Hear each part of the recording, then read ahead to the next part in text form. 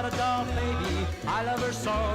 Nothing else like her anywhere you go. A man, she's anything but calm. A regular pint-sized atom bomb. Atom bomb, baby, little atom bomb. I want her in my wigwam. She's just the way I want it to be. A million times hotter than TNT. Pliana, Pliana, Pliana. On August 6, 1945, the world forever changed and saw the rise of a new kind of power. A power so great that it could end mankind as we know it, the atomic bomb.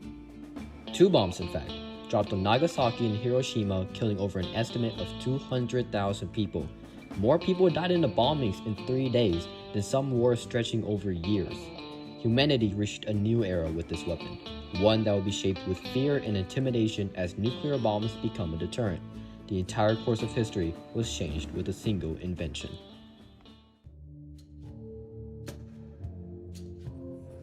Let's rewind back. In 1933, Hungarian-American physicist Leo Szilard discovered that it was possible to split apart an atom, resulting in nuclear fission. This releases huge amount of energy, which scientists can use to make a new form of energy, or go a different route and make a weapon of mass destruction. In 1938, German scientists actually created nuclear fission in a laboratory. Around this time, however, Germany decided to declare war on Europe and World War II broke out. Szilard, afraid of Germany's looming threat of nuclear destruction, sent a letter to President Franklin Roosevelt, urging him to make a nuclear weapon before Hitler does. With the help of Einstein and fellow more scientists, the US government began to undertake a massive, expensive, and secret program in order to develop this weapon, codenamed the Manhattan Project. The project ran from 1939 to 1945 and was overseen by Julius Robert Oppenheimer, who oversaw the scientific research and development of the nuclear weapons. Creation of the weapons actually occurred all around the United States. In 1942, Enrico Fermi created Chicago Power 1, the very first controlled nuclear chain reaction in a basement beneath the University of Chicago's football stadium. Other places were also being utilized. Mines in the Navajo Nation were digging up radioactive substances called uranium in order to help build the weapon.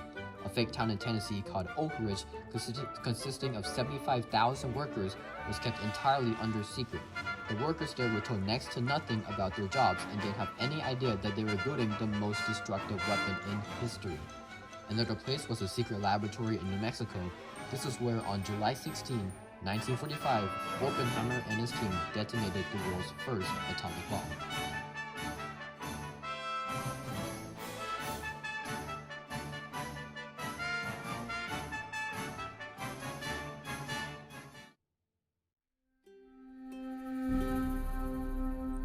Let's talk about the bomb itself. Using a chain of nuclear reactions, a large explosion is detonated within the bomb, creating a huge shockwave and mushroom cloud. Of course, with all bombs, the explosion was deadly and if dropped over a major city, would utterly decimate it. Even more, with the explosion came a deadly side effect, nuclear radiation. If detonated in the air, radiation would spread across the sky and wouldn't be as deadly. If detonated on the ground, however, radiation could remain in the air for hundreds of years. This is why Chernobyl is still contaminated with nuclear radiation to this day, while Hiroshima and Nagasaki were able to rebuild themselves into mega industrial cities within a few decades. Speaking of Hiroshima and Nagasaki, the bombing of Japan became a controversial one. Did America really have to nuke Japan? The answer is debated, but in all, there isn't really much of a difference. Before the nuke, bombing cities with regular bombs would yield the same results. The only difference with a nuclear weapon is the amount of bombs used. It would take over thousands of bombs to wipe out a city, but only one nuclear bomb to do so. This means that nuclear weapons made it easier to destroy entire cities and countries. The only time nuclear bombs were used in war, however, was with the bombing of Hiroshima and Nagasaki on August 6 and August 9, 1945. With this, Japan surrendered unconditionally, and World War II ended on September 2, 1945. Without the atomic bomb, however, America's original plan was to invade the island of Japan, which would result in the deadliest and most expensive invasion in human history. The bomb definitely helped prevent that from happening. However, it's widely regarded that Japan would have surrendered anyways with or without the bombings.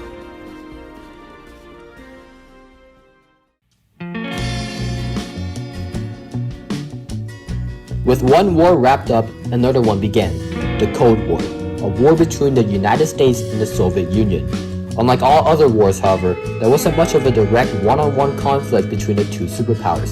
Sure, there was Vietnam and Korea and Afghanistan, but the USSR and USA never actually fought directly. Why? Because mankind now had the ability to make itself extinct. A direct war on either side will result in the destruction of the world, and both countries knew this. This impacted almost every single nation on Earth, as everyone lived in fear as the two superpowers battled it out between ideologies of capitalism versus communism. The entire world unraveled as treaties and bans were set on the two rival nations prohibiting the use of nuclear weapons. However, one wrong move and the world would come to an end. Anti-nuclear protests sparked up in major countries and many bunkers were built to withstand a nuclear blast.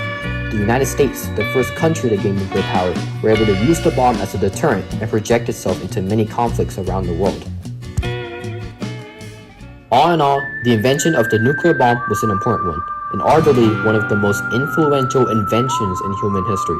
Despite all the bad effects that came with having nuclear power and weapons, the bombs kept the world in check, and because of it, the 2000s became a century of innovation and prosperity, and it's the closest we've ever been to world peace.